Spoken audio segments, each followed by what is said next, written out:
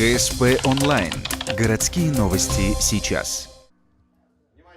Студенческая лига УГТУ по «Что, где, когда» провела финальную игру зимнего сезона. Это так называемый спортивный формат, когда на вопросы разом отвечает не одна команда знатоков, а несколько. В развлекательном центре «Планета» собрались 4 такие группы, чтобы завоевать статус самых эрудированных. В начале сезона таких коллективов в УГТУ было 7, но до второй игры, которая и стала финальной, дошли самые стойкие. Но кто же они, лидеры интеллектуальных состязаний – технари или гуманитарии?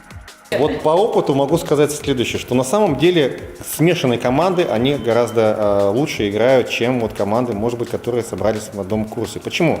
Потому что необходимо во время игр иметь знания или эрудицию, да, по разным направлениям. Собственно, это мнение в очередной раз нашло подтверждение на практике. Всего в игре прозвучало 24 вопроса, как принято в этом интеллектуальном батле, по совершенно разным темам. Третье место по итогам заняла команда по ресторанам. Второе место у группы с очаровательным названием «Папины бродяги». Но лидерами стали ребята, назвавшиеся в честь своего капитана – Стас.